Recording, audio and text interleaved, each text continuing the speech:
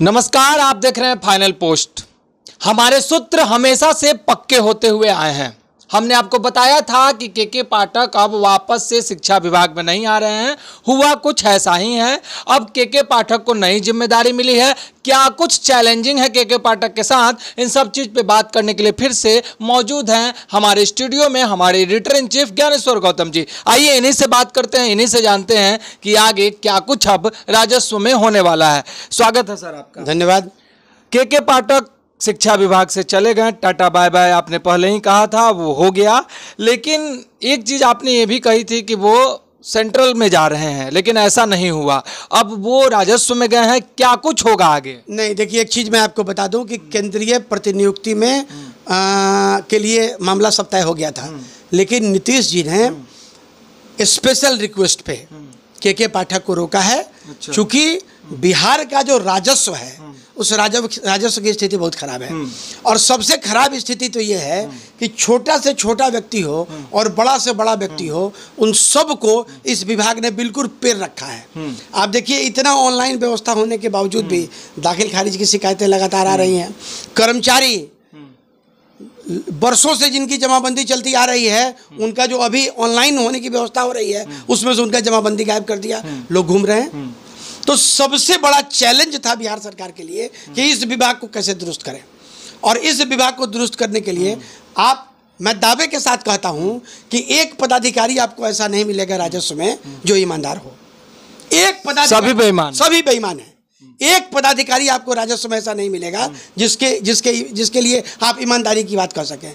बिना पैसे के तो बात करता ही नहीं है।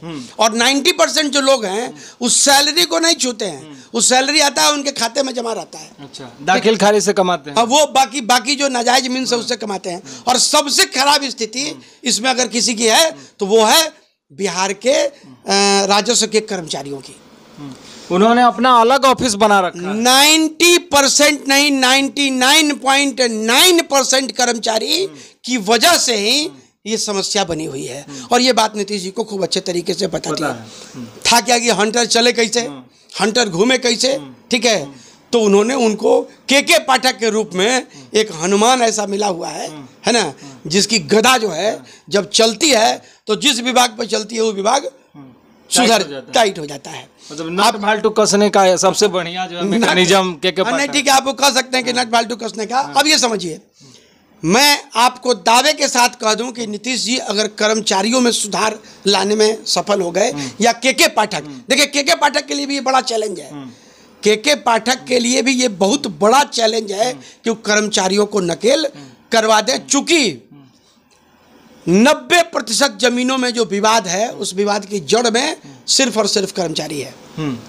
आपकी मानसिकता गलत है। वहां उनकी मानसिकता ही गलत। आपके पास, अच्छा, सारे कर्मचारियों ने अपना अलग कार्यालय खोल रखा है, अपने स्टाफ रखे हुए हैं। आप अटॉर्नी बोलते हैं उसको अटॉर्नी बोलते हैं, ठीक है। और हर कर्मचारी के पास 2-2, 3-3 को अटॉर्नी है। मैं आपको बताऊं, अभी पिछले दिनों हमारे एक मित्र बहुत परेशान थे। बरियारपुर मोतिहारी में उनकी जमीन है, 56 कट्ठे का उनका प्लॉट है, परिमार्जन कराना है। 5 बार आवेदन दे चुके हैं, कर्मचारी सुनता ही नहीं है। अभी 7 से 8 हजार रुपए एक दाखिल खारिज का लिया जाता है, ये मुझे जानकारी जो नहीं, आपको जो जानकारी मिली है वो जानकारी बिल्कुल सही। मैंने क्या कहा कि राजस्व विभाग में कोई व्यक्ति अपनी सैलरी नहीं छूता है। सबको नाजायज मीन से जो पैसा आता है वही, उसी पैसे से उनका धर्म कर्म चलता है। अब एक बात आप समझ लीजिए, मैं तो बोलूँगा के पाठक को एक मैसेज भी देना चाहूँगा कि पाठक जी, राजस्व विभाग में जो मुख्य लाइन में जो काम करने वाले लोग हैं, आप खाली जितना कर्मचारी है ना उसके संपत्ति की जाँच करा दीजिए। जितने राजस्व कर्मचारी हैं उनके संपत्ति की जांच हो जाए, दूध का दूध और पानी का पानी हो जाएगा और भ्रष्टाचार का इतना बड़ा मामला उभर के सामने आएगा। आप ये समझिए, राजस्व की स्थिति क्या है, पन्ना फाड़ दिया जाता है। आप ये समझिए कि सरकारी जो डॉक्यूमेंट है उस डॉक्यूमेंट का पन्ना फाड़ के फेंक दिया। अब आपके पास कोई डॉक्यूमेंट है, आप घूमते रहिए कर्मचारी के पीछे। और जब कर्मचारी को आप मोटी राशि देंगे तो वो तेला बेली करके अरेंज करेगा और अरेंज करके फिर कागज वहाँ लगा देगा। मतलब, अच्छा, दूसरा ये है कि कार्रवाई उनके ऊपर प्रॉपर होती नहीं है। तो कार्रवाई उनके ऊपर नहीं होती है तो मन बढ़ा हुआ है ना। अच्छा, पैसा इतना कमा के रखा है कि अगर कार्रवाई हुई भी है ना तो ऊपर का जो पदाधिकारी है उसको पैसा देके मैनेज कर लिया, यहाँ तो भ्रष्टाचार सिर्फ नीचे नहीं है, नीचे से लेके ऊपर तक। केके पाठक के लिए कितना डिफिकल्ट होगा ये राजस्व? बहुत ही ज्यादा। और अभी तक केके पाठक जितने विभाग में गए हैं, सबसे बड़ा चैलेंज उनके लिए यही विभाग रहेगा राजस्व। इससे पहले जो शिक्षा विभाग में थे तो शिक्षक सॉफ्ट कॉर्नर मान लीजिए उस विभाग को, डायरेक्ट उनका लोगों से कनेक्शन नहीं था शिक्षकों का, तो वहां घूस वाली बात नहीं थी। यहाँ तो मतलब खुलेआम घूस लिया जाता है, खुलेआम ऑफिस में बजाता। अच्छा, दूसरा क्या कि यहाँ घूस लेने में डरता भी नहीं है, स्पष्ट तौर पे सीधे कहेगा जब पैसा दीजिए तो काम करेंगे, नहीं दीजिए तो नहीं करेंगे। तो केके पाठक के लिए ये एक बड़ा चैलेंज है ना। और इस चैलेंज से अगर केके पाठक निपट लेते हैं तो वैसी स्थिति में केके पाठक की जो साख है वो साख भी बचेगी, और बिहार का जो राजस्व निचले स्तर पे है, राजस्व विभाग की तरफ से कमाई भी डिपार्टमेंट की बढ़ जाएगी। बहुत बहुत धन्यवाद आपका।